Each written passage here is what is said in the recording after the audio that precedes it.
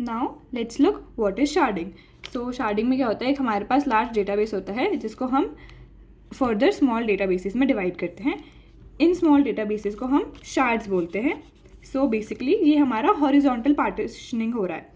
सो ये जो हमारा डेटाबेस डिवाइड होता है, ये डिवाइड होता है on the base of some criteria, like it could be user ID, it could be date. तो अब हम देखते हैं शार्डिंग के 2 types of mechanisms. One is range based, another one is hash based. In case of range based, जो हमारा data होता है वो कॉन्टिन्यूस रेंज वैल्यूज़ के बेसिस पे डिवाइड होता है। फॉर एग्जाम्पल हमारे पास एक ईयर का डेटा है तो we can divide it into 4 quarters. Whereas hash based में क्या होता है, एक हैश फंक्शन अप्लाई होता है टू द शार्ड की एंड देन उसके बेसिस पे डेटा डिवाइड होता है। क्वेरी एफिशिएंसी, रेंज बेस के केस में हमारी क्वेरीज मोर एफिशिएंटली परफॉर्म कर सकते हैं हम, वेयरएज हैश बेस के केस में थोड़ा लेस एफिशिएंट होता है क्योंकि जो डेटा है वो कोई ऑर्डर में स्टोर नहीं है। तो इट कुड बी लाइक कि अगर हम डेटा फेच करना चाह रहे हैं तो वो मल्टीपल शार्ड्स में हो तो हमें मल्टीपल शार्ड्स को चेक करना पड़े।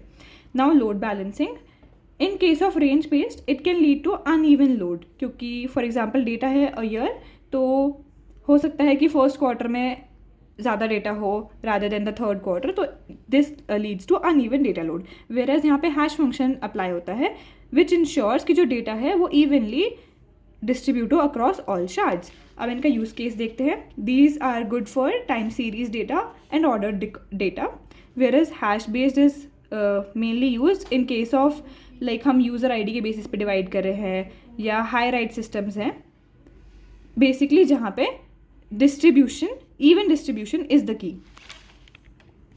Next, MongoDB sharding and replication. अभी हमने पढ़ा शार्डिंग का बेसिकली आइडियोलॉजी होती है कि हम स्केल आउट कर सके अपनी कैपेबिलिटीज़ को, एंड रेप्लिकेशन का होता है कि हम हाई अवेलेबिलिटी प्रोवाइड कर सके। This is MongoDB sharding architecture. यहाँ पे क्या होता है, जो डेटाबेस है वो रिक्वेस्ट करता है, अब रिक्वेस्ट भेजता है टू फेच सम डेटा।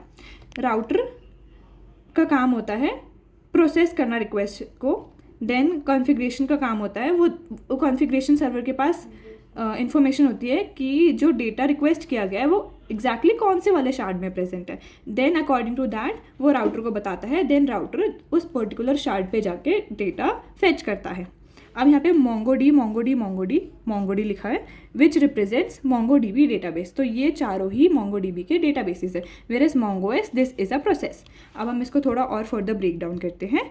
सो जो शार्ड है इसको हम बोल सकते हैं कि ये डेटा होल्डर है। जो हमारा कॉन्फ़िगरेशन सर्वर है इसको हम बोल सकते हैं ये एक तरीके का मैप कीपर है, और जो राउटर है उसको हम बोल सकते हैं कि ये एक तो Mongo प्रोसेस है। हमें ये चीज़ें लिखनी नहीं है, दिस इज़ जस्ट फॉर कि आप याद रख सको। सो बेसिकली शार्ड का काम क्या होता है, जो डेटा होता है वो इन शार्ड्स में स्टोर होता है सारा, डिफरेंट शार्ड्स में। इन शार्ड्स को फुल पिक्चर के बारे में कोई आइडिया नहीं होता, इनको बस इनके पास क्या डेटा है वो पता है, बाकी शार्ड्स में क्या डेटा है उसके बारे में कोई इन्फॉर्मेशन नहीं है। कॉन्फ़िगरेशन सर्वर जैसे कि बताया मैप कीपर, इसके पास इन्फॉर्मेशन होती है कि कौन से शार्ड में कौन सा डेटा है, कौन सी रेंज ऑफ डेटा है। Basically it holds Meta data, मतलब डेटा अबाउट डेटा। सो मतलब इट्स लाइक अ डायरेक्टरी कि कौन सी चीज़ कहाँ पे है। देन राउटर, उसके पास रिक्वेस्ट आती है तो it acts like a traffic controller. तो यहाँ पे जो यूज़र है वो रिक्वेस्ट भेजता है and router then configuration server में चेक करता है एंड देन उसे पता चलता है कि कौन से शार्ड में है, then it directly reaches the correct shard.